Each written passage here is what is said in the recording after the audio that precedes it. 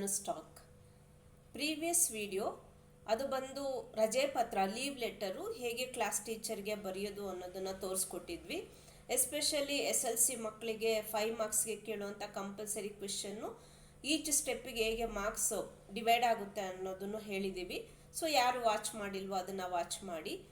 ಈಗ ನಾನು ಇದರಲ್ಲಿ ಹೇಗೆ ನಾವು ಹೆಡ್ ಮಾಸ್ಟರಿಗೆ ಒಂದು ಅಪ್ಲಿಕೇಶನನ್ನು ಬರೆಯೋದು ಫಾರ್ TC ಮತ್ತು ಮಾರ್ಕ್ಸ್ ಕಾರ್ಡಿಗೆ ಅನ್ನೋದನ್ನು ತೋರಿಸ್ತೀನಿ. ಅಂದರೆ ಮುಖ್ಯೋಪಾಧ್ಯಾಯರಿಗೆ ವರ್ಗಾವಣೆ ಪತ್ರ ಮತ್ತು ಅಂಕಪಟ್ಟಿಯನ್ನು ಕೋರಿ ಒಂದು ಮನವಿ ಪತ್ರವನ್ನು ಹೇಗೆ ಬರೆಯೋದು ಅನ್ನೋದನ್ನು ತೋರಿಸ್ಕೊಡ್ತೀನಿ. ಹಾಗೆ ಅಪ್ಕಮಿಂಗ್ ವಿಡಿಯೋದಲ್ಲಿ ಅನೇಕ ವಿಷಯಗಳ ಬಗ್ಗೆ ಒಂದು ಅಪ್ಲಿಕೇಶನನ್ನು ಹೇಗೆ ಬರೆಯೋದು ಅನ್ನೋದನ್ನು ನಾವು ನಮ್ಮ ಧನುಸ್ಟಾಕಲ್ಲಿ ನೀವು ನೋಡಬಹುದು. ಸೊ ಫಸ್ಟ್ ಟೈಮ್ ಯಾರು ವಿಸಿಟ್ ಮಾಡಿದ್ದೀರೋ ರಿಕ್ವೆಸ್ಟ್ ಒಂದೇ, ಸಬ್ಸ್ಕ್ರೈಬ್ ಮಾಡಿ ಅಂತ. ನೀವು ಸಬ್ಸ್ಕ್ರೈಬ್ ಮಾಡಿದರೆ ಅದೇ ನಮಗೆ ಆ್ಯಡೆಡ್ ಎನ್ಕರೇಜ್ಮೆಂಟ್. ಇವಾಗ ಹೇಗೆ ಬರೆಯೋದು ಅಂತ ಹೇಳಿ ನೋಡೋಣ.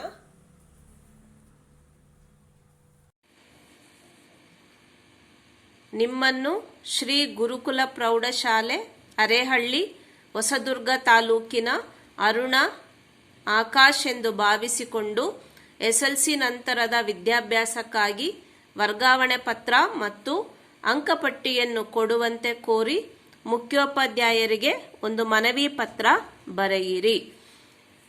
ಇಲ್ಲಿ ಅರುಣ ಆಕಾಶ್ 2 ಹೆಸರಿದೆ. 2 ಹೆಸರು ಅರುಣ ಆಕಾಶ್ ಅಂತ ಬರೀಬಾರ್ದು, 2ರಲ್ಲಿ ಒಂದನ್ನು ಸೆಲೆಕ್ಟ್ ಮಾಡಿಕೊಂಡು ಬರಿಬೇಕು. ಇಲ್ಲಿ ನಾನು ಆಕಾಶ್ ಅನ್ನೋ ಹೆಸರು ತಗೊಂಡಿದ್ದೀನಿ. ಸೊ ಫಸ್ಟು ಏನು ಮಾಡ್ತೀವಿ, ಫ್ರಮ್ ಅಡ್ರೆಸ್ಸು. ಫ್ರಮ್ ಅಂದರೆ ಇಲ್ಲಿ ಇವರಿಂದ. ಸೊ ಯಾರಿಂದ ಇದು ಲೆಟರು? ಆಕಾಶಿಂದ.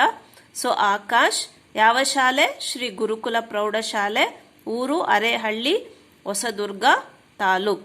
ಸೊ ಯಾರಿಗೆ ಬರಿತಾ ಇದ್ದೀವಿ? ಇಲ್ಲಿ ಮುಖ್ಯೋಪಾಧ್ಯಾಯರಿಗೆ ಬರಿತಾ ಇದ್ದೀವಿ. ಸೊ ಟು ಅಡ್ರೆಸ್, ಇವರಿಗೆ ಮುಖ್ಯೋಪಾಧ್ಯಾಯರು ಶ್ರೀ ಗುರುಕುಲ ಪ್ರೌಢಶಾಲೆ ಅರೇಹಳ್ಳಿ ಹೊಸದುರ್ಗ ತಾಲೂಕು. ಅಂದರೆ ಇದು ಅಂದರೆ ಪ್ಲೇಸ್ ನೇಮು, ಸ್ಕೂಲ್ ನೇಮ್ ಅವೆಲ್ಲ ಒಂದೇ ಇರುತ್ತೆ. ಇಲ್ಲಿ ಇವರಿಂದ ಅಂದರೆ ಫ್ರಮ್ ಅಂದರೆ ಅಲ್ಲಿ ಯಾರಿಂದ ಅಂತ ಇದೆ, ಅರುಣ ಇಲ್ಲಾಂದರೆ ಆಕಾಶು. ಸೊ ಇದು ಒಂದು ಚೇಂಜ್ ಆಗುತ್ತೆ. ಯಾರಿಗೆ ಬರಿತಾ ಇದ್ದೀವಿ? ಮುಖ್ಯೋಪಾಧ್ಯಾಯರಿಗೆ. ಮತ್ತು ನೀವು ಅಲ್ಲಿ ಮುಖ್ಯೋಪಾಧ್ಯಾಯರು, ಇಲ್ಲಿ ಆಕಾಶು, ಆ ರೀತಿ ಹಾಕೊಂಡ್ರೆ ಹಾಗೆ 1 ಮಾರ್ಕ್ಸನ್ನ ನೀವು ಲೂಸ್ ಮಾಡ್ಕೊತೀರಾ. ಸೊ ನೀವು ಅಲ್ಲಿ ತುಂಬ ಕೇರ್ಫುಲ್ಲಾಗಿ ಬರಿಬೇಕು. ಮಾನ್ಯರೇ ಅಂದರೆ ರೆಸ್ಪೆಕ್ಟೆಡ್ ಅಂತ. ವಿಷಯ ಸಬ್ಜೆಕ್ಟ್. ಸೊ ಯಾವುದ್ರ ಬಗ್ಗೆ ನಾವು ಅರ್ಜಿ? ಇದು ವರ್ಗಾವಣೆ ಪತ್ರ ಮತ್ತು ಅಂಕಪಟ್ಟಿ ಕೋರಿ. ನೋಡಿ ಇಲ್ಲೇ ಕ್ವೆಶನಲ್ಲೇ ಇದೆ ಅಲ್ವಾ, ವರ್ಗಾವಣೆ ಪತ್ರ ಮತ್ತು ಅಂಕಪಟ್ಟಿಯನ್ನು ಕೊಡುವಂತೆ ಕೋರಿ. ಸೊ ವಿಷಯ ಬಂದ್ಬಿಟ್ಟು ವರ್ಗಾವಣೆ ಪತ್ರ ಮತ್ತು ಅಂಕಪಟ್ಟಿ ಕೋರಿ. ಮೇಲಿನ ವಿಷಯಕ್ಕೆ ಸಂಬಂಧಿಸಿದಂತೆ, ಮೇಲಿನ ವಿಷಯ ಯಾವುದು? ಇದು ವರ್ಗಾವಣೆ ಪತ್ರ ಮತ್ತು ಅಂಕಪಟ್ಟಿ ಕೋರಿ. ಮೇಲಿನ ವಿಷಯಕ್ಕೆ ಸಂಬಂಧಿಸಿದಂತೆ ನಾನು ಕಳೆದ ವರ್ಷ ಅಂದರೆ 20, 21, 22ರಲ್ಲಿ ತಮ್ಮ ಶಾಲೆಯಲ್ಲಿ SLC ವಾರ್ಷಿಕ ಪರೀಕ್ಷೆಯಲ್ಲಿ ಉತ್ತೀರ್ಣನಾಗಿದ್ದು, ಈಗ ನನ್ನ ಮುಂದಿನ ವಿದ್ಯಾಭ್ಯಾಸಕ್ಕಾಗಿ ಅಂಕಪಟ್ಟಿ ಮತ್ತು ವರ್ಗಾವಣೆ ಪತ್ರ ಬೇಕಾಗಿರುವುದರಿಂದ ಕೊಡಬೇಕಾಗಿ ವಿನಂತಿಸಿಕೊಳ್ಳುತ್ತೇನೆ. ಇಲ್ಲೇನು ಹೇಳ್ತಾ ಇದ್ದಾರೆ? ನಾನು ಲಾಸ್ಟ್ ಇಯರು 2021-22 ಪಾಸ್ ಔಟು. SLCಯಲ್ಲಿ ನಾನು ಎಕ್ಸಾಮಲ್ಲಿ, ಮೇಯ್ನ್ ಎಕ್ಸಾಮಲ್ಲಿ ಪಾಸ್ ಆಗಿದ್ದೀನಿ. ಈಗ ನಾನು ಮತ್ತೆ ನನ್ನ ಫರ್ದರ್ ಎಜುಕೇಷನ್ಗೆ ನನಗೆ ಮಾರ್ಕ್ಸ್ ಕಾರ್ಡ್ ಮತ್ತು TC ಬೇಕಾಗಿರೋದ್ರಿಂದ ಕೊಡಿ ಅಂತ ಹೇಳಿ ನೀವು ವಿನಂತಿ ಮಾಡ್ಕೊತಾ ಇದ್ದೀರಾ. ಸೊ ಕೊನೆಗೆ ವಂದನೆಗಳೊಂದಿಗೆ ಅಂತ ಹೆಣ್ಣು ಮಾಡ್ತೀವಿ. ಮತ್ತು ನಿಮ್ಮ ರೈಟ್ ಸೈಡಿಗೆ ಇಂತಿ ತಮ್ಮ ವಿಧೇಯ ವಿದ್ಯಾರ್ಥಿ. ನೀವು ಅಲ್ಲಿ ಅರುಣ ಅಂತ ಹೆಸರು ಬರೆದಿದ್ರೆ ಇಂತಿ ತಮ್ಮ ವಿಧೇಯ ವಿದ್ಯಾರ್ಥಿನಿ ಆಗುತ್ತೆ. ಸೊ ಇಲ್ಲಿ ಹೆಸರು ಬರಿಬೇಕು. ಹಾಗೆ ಸ್ಥಳ ಅರೇಹಳ್ಳಿ, ದಿನಾಂಕ ನೀವು ಯಾವ ದಿನ ಸಬ್ಮಿಟ್ ಮಾಡ್ತೀರೋ ಆ ಡೇಟನ್ನು ಬರಿಬೇಕು.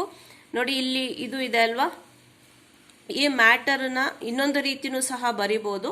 ಸೊ ಅದನ್ನು ಸಹ ನಾನು ತೋರಿಸ್ತೀನಿ. ನಿಮ್ಮನ್ನು ಮಂಗಳೂರಿನ ಸರ್ಕಾರಿ ಪ್ರೌಢಶಾಲೆಯಲ್ಲಿ ಓದಿರುವ ಅಮರ ಎಂದು ಭಾವಿಸಿಕೊಂಡು ನಿಮ್ಮ ವರ್ಗಾವಣೆ ಪತ್ರ ಮತ್ತು ಅಂಕಪಟ್ಟಿ ಕೋರಿ ಮುಖ್ಯೋಪಾಧ್ಯಾಯರಿಗೊಂದು ಪತ್ರ ಬರೆಯಿರಿ. ಸೊ ಇಲ್ಲಿ ಅಮರ ಅನ್ನೋರು ಎಲ್ಲಿ ಓದ್ತಾ ಇದ್ದಾರೆ? ಸರ್ಕಾರಿ ಪ್ರೌಢಶಾಲೆಯಲ್ಲಿ ಮಂಗಳೂರಲ್ಲಿ ಓದ್ತಾ ಇದ್ದಾರೆ. ಸೊ ಯಾವುದನ್ನು ಕೋರಿ ಪತ್ರ ಬರಿಬೇಕು? ವರ್ಗಾವಣೆ ಪತ್ರ ಮತ್ತು ಅಂಕಪಟ್ಟಿ ಕೋರಿ ಯಾರಿಗೆ ಬರಿಬೇಕು? ಹೆಡ್ ಮಾಸ್ಟರ್ಗೆ ಬರಿಬೇಕು. ಸೊ ಫಸ್ಟ್ ಇವರಿಂದ, ಯಾರಿಂದ ಇದು? ಫ್ರಮ್ ಅಮರ. ಸೊ ಕ್ಲಾಸು 10ನೇ ತರಗತಿ, ಸ್ಕೂಲ್ ಹೆಸರು ಸರ್ಕಾರಿ ಪ್ರೌಢಶಾಲೆ ಆಗ್ಗೆ ಮಂಗಳೂರು. ಸೊ ಯಾರಿಗೆ ಬರಿತಾ ಇದ್ದೀವಿ? ಫ್ರಮ್ ಟು ಅಡ್ರೆಸ್ಸು ಇವರಿಗೆ, ಮುಖ್ಯೋಪಾಧ್ಯಾಯರು ಸರ್ಕಾರಿ ಪ್ರೌಢಶಾಲೆ ಮಂಗಳೂರು. ಸೊ ಮಾನ್ಯರೇ, ವಿಷಯ ವರ್ಗಾವಣೆ ಪತ್ರ ಮತ್ತು ಅಂಕಪಟ್ಟಿ ಕೋರಿ. ನಾನು ಅಮರ, ನಿಮ್ಮ ಶಾಲೆಯಲ್ಲಿ 7ನೇ ತರಗತಿಯಿಂದ 10ನೇ ತರಗತಿಯವರೆಗೆ ಓದಿದ್ದು. 20, 21, 22ನೇ ಸಾಲಿನಲ್ಲಿ ನಡೆದ SLC ವಾರ್ಷಿಕ ಪರೀಕ್ಷೆಯಲ್ಲಿ ಉತ್ತೀರ್ಣನಾಗಿದ್ದೇನೆ. ನನ್ನ ಮುಂದಿನ ವಿದ್ಯಾಭ್ಯಾಸಕ್ಕಾಗಿ ವರ್ಗಾವಣೆ ಪತ್ರ ಮತ್ತು ಅಂಕಪಟ್ಟಿ ಕೊಡಬೇಕೆಂದು ತಮ್ಮಲ್ಲಿ ಮನವಿ ಮಾಡಿಕೊಳ್ಳುತ್ತಿದ್ದೇನೆ. ನೋಡಿ, ನಾನು ಪ್ರೀವಿಯಸ್ ತೋರಿಸಿದ್ದು ಅಲ್ಲಿ ನಾನು ಯಾವ ಕ್ಲಾಸಲ್ಲಿ ನಾನು ಇಲ್ಲಿ ಬಂದು ಜಾಯಿನ್ ಆಗಿದ್ದು ಈ ಶಾಲೆಗೆ ಅನ್ನೋದನ್ನ ಅಲ್ಲಿ ಮೆನ್ಷನ್ ಆಗಿಲ್ಲ. ಇಲ್ಲಿ ಏನಾಗಿದೆ ಅಂದರೆ, ಇಲ್ಲಿ ಮೆನ್ಷನ್ ಆಗಿದೆ. ಅಂದರೆ 7th ಸ್ಟ್ಯಾಂಡರ್ಡಲ್ಲಿ ಇದ್ದಾಗ ನಾನು ಬಂದು ಈ ನಿಮ್ಮ ಶಾಲೆಯಲ್ಲಿ ಅಲ್ಲಿಂದ ನಾನು 10th ಓದಿದ್ದೀನಿ.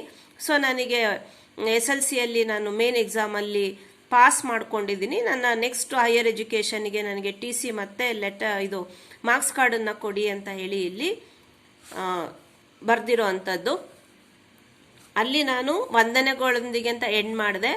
ಇಲ್ಲಿ ಧನ್ಯವಾದಗಳೊಂದಿಗೆ ಅಂತ ಬರೆದಿದ್ದೀನಿ. ನೀವು ವಂದನೆಗಳೊಂದಿಗೆ ಇಲ್ಲಾಂದರೆ ಧನ್ಯವಾದಗಳೊಂದಿಗೆ ಯಾವುದಾದ್ರೂ ಬರಿಬೋದು. ಇಂತಿ ತಮ್ಮ ವಿದ್ಯಾರ್ಥಿ ಅಮರ.